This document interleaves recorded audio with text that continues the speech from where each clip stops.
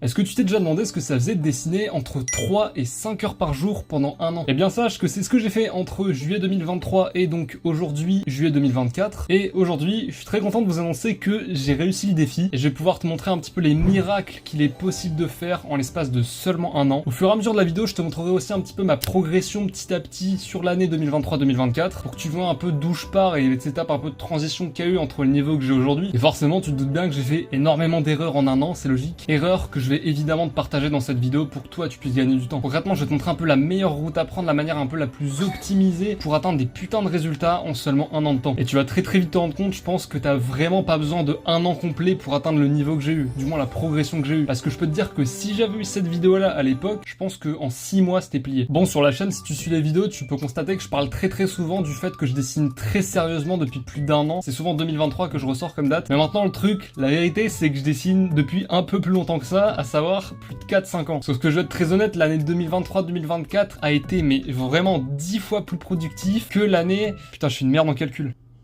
Que l'année 2019-2022 où là j'étais beaucoup moins productif alors que c'est 4 ans quand même. En tout cas, faut juste retenir que l'année 2023-2024 a été 10 fois plus productif que les 4 années précédentes en termes de quantité de dessins et donc du coup de niveau par définition. Pour donner un chiffre, je les ai, ils sont tous sur un dossier sur l'ordi. Je dois avoir à peu près une centaine de créas réunis sur les 4 ans de dessin contre plus de 130 créations sur l'année 2023-2024 pour te voir un peu le gap. La raison c'est que j'avais un gros souci à ce moment-là, c'est que j'avais entre guillemets pas de cardio. Tu sais, c'est le classique, je dessinais quelques jours et puis après j'arrêtais. Et je répétais ce cycle un peu indéfiniment comme ça, en me rassurant sur le fait que oui, cette fois c'est la bonne, cette fois je vais le faire, je vais tenir tous les jours, c'est bon, c'est officiel. Mais bon, tu te doutes, c'était jamais la bonne. Et la raison à ça, et bah c'était tout simplement parce que j'ai été matrixé par tous les mecs sur YouTube qui étaient capables de dessiner des 7-8 heures par jour tous les jours, et ça me rendait totalement fou parce que j'arrivais vraiment pas à faire pareil, jusqu'au jour où je suis retombé sur la vidéo de PewDiePie. Oui, je sais.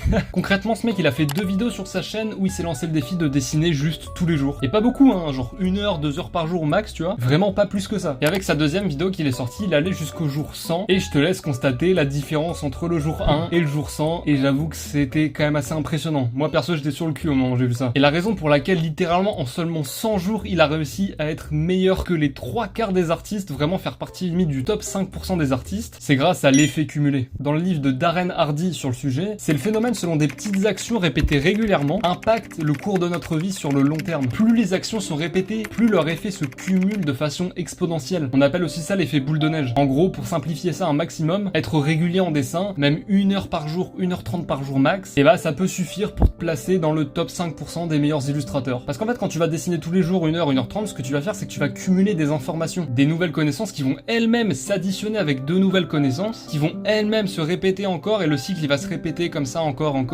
Et à force, tu vas comprendre de plus en plus de choses, avoir de plus en plus de connaissances, et donc par définition, être capable de devenir de plus en plus bon dans les dessins que tu vas faire. When I started going to the gym like 7 years ago, I was not in shape at all. But I remember thinking after I'd done it, I was like, well, I've done it once. Now I just got to keep going. And then eventually I'll hit my goal.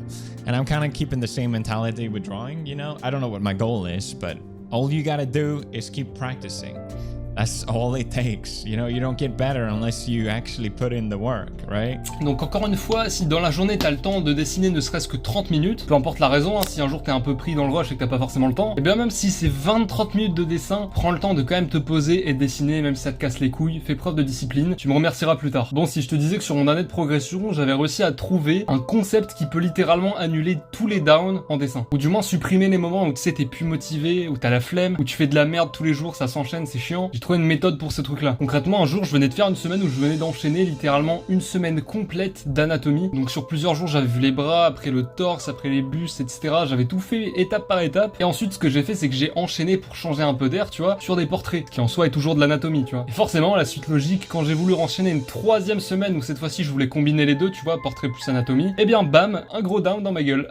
Et donc concrètement à ce moment-là j'avais 2 possibilités qui s'offraient à moi. Soit je continuais à forcer malgré le fait que ça marchait pas, que je faisais de la merde, que j'avais la flemme, que c'était extrêmement compliqué, ou soit je faisais une pause de plusieurs jours jusqu'à ce que ça revienne un petit peu à son niveau de base, que ça revienne un peu à la moyenne et que je puisse reprendre après. Soit la pause, soit le forcing. Tu vois, il y avait pas de... En tout cas, retiens juste que peu importe la route que tu vas prendre entre ces 2 choix, le choix sera forcément merdique. Raison pour laquelle j'ai trouvé une 3e route qui, elle, est très cool et que j'emprunte à chaque fois que je suis dans la merde. Une route qui me fait passer littéralement au-dessus des downs à chaque fois. C'est en gros de changer changer de domaine. Je m'explique. Comme je le disais, après avoir beaucoup trop forcé sur tout ce qui est personnage, anatomie, sur tout ce qui est chara design de manière générale, quoi, je me prends un down. Et bah le truc que j'ai fait juste après ça, au moment où je me suis pris le down dans la tronche, c'était de me mettre à taffer sur des décors, donc des paysages, du concept en gros. Parce que oui, les décors et le chara design, bah ça a littéralement aucun rapport. C'est limite une autre discipline différente, tu vois. Et si comme moi, ton but c'était de faire des gros splash art ou des grosses illus avec des gros décors, des personnages avec des poses de ouf, des trucs bien stylés qui demandent d'être complets, tu vois, et bah les décors, ça reste quand même hyper important. Raison pour laquelle j'ai switch sur ça. Et à l'inverse de ça, évidemment, si toi par exemple de ton côté tu fais des décors toute la semaine, t'en peux plus, t'en as plein le cul, et bah quand tu sens que le down arrive et que t'es plus capable d'en faire et que t'es entre guillemets bloqué, et bah ce que tu peux faire, c'est passer à de l'anatomie, à du portrait. Et à l'inverse, une fois que tu seras bloqué à ce stade, reviens au décor, etc., etc. Tu switches entre des disciplines différentes. Ça marche dans les deux sens. Donc, la prochaine fois que t'as un down, tu penseras à ce truc-là, au lieu de forcer comme un bourrin ou juste d'attendre quelques jours que ça passe, faut qu'il arrive perdre du temps, et bah ce que tu peux faire, c'est juste changer de domaine, c'est tout. Bon, maintenant, je vais te faire défiler quelques images à l'écran qui, on est d'accord, sont toutes incroyables. Elles sont toutes faites par des dieux vivants en dessin, qu'on se le dise, tu vois. Des mecs ou des meufs qui ont genre 5-10 ans d'expérience si c'est pas plus. Et surtout, ces images, elles ont toutes un point commun, c'est qu'elles ont un rendering de psychopathe. Je sais que parmi vous, ça fait rêver beaucoup de monde de faire ce genre d'images, que ça soit pour la création de vos illustrations, de vos chara design, de vos personnages, voire même de vos splash art. Bref, en gros, ça fait rêver beaucoup de monde que vous soyez sur digital, voire même sur traditionnel avec la gouache, la peinture, peu importe. Quoi qu'il arrive, tous les conseils que je donne depuis le début de la vidéo, c'est pour les deux, hein, tradi comme digital, on est bien d'accord. Il y a une très grosse erreur que j'ai faite pendant cette année de progression, surtout sur le rendering, c'est que j'étais trop dans la logique. Je m'explique. Ce que je faisais, c'est qu'en gros, concrètement, je regardais plein de tutos du style comment rendering du métal, tuto goutte d'eau, tuto faire de la végétation, comment rendering des nuages. Tu vois, je regardais plein de tutos comme ça. C'est grave cool hein, de regarder ça, ça t'aide à comprendre plein de trucs parce que c'est des gens qui ont compris logiquement comment ça marchait et qui te le expliquent. Mais malheureusement, c'est très loin d'être la meilleure stratégie pour devenir bon en rendering. Littéralement, la période où mon rendering a pris